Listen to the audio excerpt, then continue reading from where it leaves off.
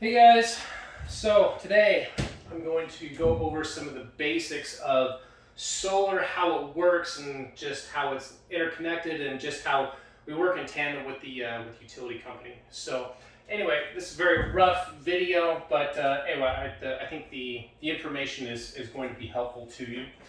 So the very basics of solar. Okay, so let's say we have this commercial building. Let's say their meter and their main service panel is on this side. This is the sun. So, all right, so we put solar on the roof, right? Um, we're going to interconnect that into their main service panel. Um, just for your own edification, let's say the meter is right here, and their breakers are all like right here, and like so here's the what is called a bus bar, for example. So let's say the meter feeds are right here, and then all of your loads are right here, right? So for all intents and purposes, anyway, so the grid, that's power line there. So the solar is going to interconnect just in a real basic level. Let's say we just fill in one of these breaker spots right here. So if the on the meter, there's arrows. There's ones that go right and ones that go left. The idea is the solar and the sun is going to produce more power during the day when the sun is shining than what they need from the grid. So in that sense, the arrow turn is pointing left if we're backfeeding the grid. I should have put the meters on the other side, but anyway, you get the idea. So yeah, but that's pretty basic, pretty simple. The solar is produced in DC power, direct current, and then it is inverted either with microinverters or a string inverter or whatever, and it's inverted and it makes it AC. So everything in the house or the building, they don't know or care where the power is coming from. It's all exactly the same. So that's kind of the basics of how net metering works. Anyway, so during the year, in the spring and the fall especially, they're not going to be using as much power, specifically like air conditioning, which uses a ton of power. So they're going to make extra deposits. I think of this as like a bank account. So the idea is they're going to be banking that power in the spring and the fall to compensate for cloudy days and overcast days and just extra snow that they get in the winter. And in the summer, it's 105 degrees outside and their AC is running all the time. They're going to be pulling more power than maybe they're producing. And so anyway, like I said, but that's okay because we're banking that power in the spring and the fall. So anyway, basically, yeah, so that's how net metering and interconnection work. It's very, very simple, very basic, and a really cool concept. So anyway, like I said, these are just very basics of solar. You'll hear us talk about system sizes. So let's say, just for easy numbers, let's say we're using 300 watt solar modules or solar panels.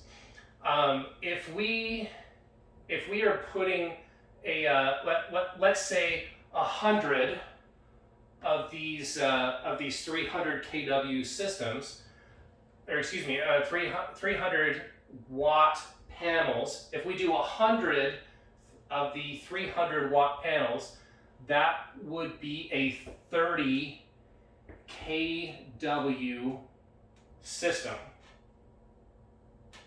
I'm gonna trust you can do the math on this. So anyway, so yeah, pretty simple. So or let's say if we were using 400 watt modules and we were doing I don't know, for simple numbers, let's say we were doing five of those 400 watt panels. Anyway, so pretty simple. Then that is a 20 kW system. So now, just because this is the system size doesn't mean that that's what they're actually producing. So anyway, when the sun's out and it's producing and it's there's a cool cross breeze and it's and this information probably isn't super pertinent, but anyway, so it's if they produce 30 kilowatts over 1 hour, then it will produce 30 kilowatt hours. Obviously, the sun is not perfectly positioned all day, every day. Anyway, so there's going to be a variation of that. But how many kilowatts over an hour's time is the kilowatt hours that are produced? I feel like I didn't explain that very well, but maybe you can watch it again and ask us some questions. But anyway, so when we talk about system sizes, this is how we're calculating that. It's very simple. How many panels and how many watts are per panel gives us the total system size. You'll need to know that at some point as you present this, because when you meet with a customer, you're going to be getting their power bill, and ideally 12 months of power bills, and that gives us how many kilowatt hours they use on an annual basis, so we know how big of a system that we need to install to produce, to offset as close to that as possible. When you collect those power bills on these commercial jobs, they are likely going to be on a schedule 6 or a schedule 23. And all that what that means is how they are billed. So in a schedule 23, it's just like a house. It's very simple. There's no they're typically being charged around plus or minus 12 cents a kilowatt hour.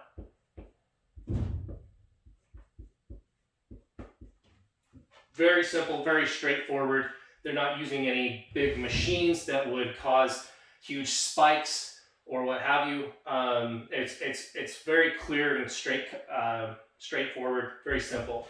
A Schedule 6 is somewhat more complex, meaning they're being billed approximately 3 to 4 cents per kilowatt hour,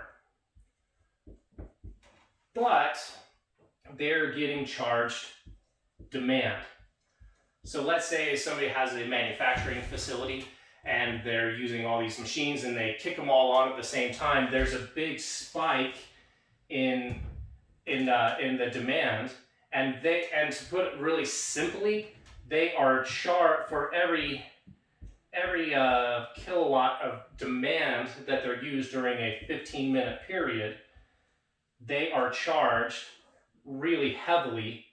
So this is so on a specific day, they could be billed several $100s for these machines getting kicked on all at the same time. So anyway, so if they're using so demand, very simple. Demand their regular power is fairly cheap, but the demand is really expensive on a Schedule 6. On a Schedule 23, it's very straightforward in a anyway, it's just as a flat rate that way. So, will the solar offset this demand? That's an excellent question. It's a case-by-case basis, and really we have to look at every business and every and how they operate and function as a, like I said, on a case-by-case basis. Because, like, say for example, we were working with the dentist office a couple years ago, and they had close to 100% of their kilowatt hour offset already, because they already had solar, but they still had these big demand charges. contractor who installed the solar only did south-facing panels and west-facing panels, and thought he was the shit. Thought he knew everything, and and he was convinced that we couldn't offset demand with solar. It just doesn't work. We called his bluff. So what we did is we added about 25 kW of solar on the east face of their building. So when they get there in the mornings, when the AC kicks on, when their compressors kick on, and all their in the early mornings of the day, that's when they were using their demand. They were getting charged $500-600 a month in demand, even though they still had solar. It was kind of aggravating for the dentist office. So anyway, so we just added that solar on the east side, and that eliminated virtually all of it, virtually all of the demand. So anyway, made perfect sense in that situation. But like, let's say somebody has a lot of computer servers and their spikes are at night. We'd have to get more creative on a situation like that. Not to say that we can't offset that demand. We can. It's just is a little bit more. It's a little more complex that way. We can definitely do it. It's with batteries, so I'm not going to get into that on this video. So, so rate increases each year. Rocky Mountain Power, they're very sneaky about how they, especially on a Schedule 6. They're like, they will promote, oh yeah, our rates haven't gone up hardly at all over the last few years.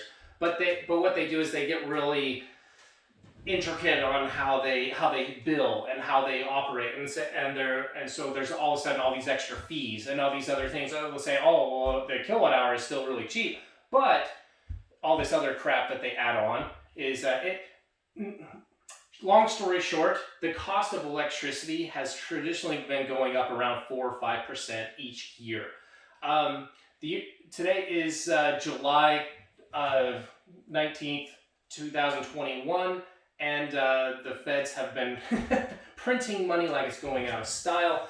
And to say that inflation is less than 10% is just garbage. So just like everything else, just like lumber, just like food, everything is going nuts. Everything is going out just crazy with inflation. And to say that electricity is not going to follow that is just nonsense. So that is a big pitch, and a big what is appealing for solar is that we come in and we're going, and even if we have an escalator, which I'll talk about in the next video, we're hedging them against inflation long term. So anyway, hopefully this was useful. I know I covered a lot of information, but anyway, hopefully it gives you a basic understanding of what we're talking about for solar.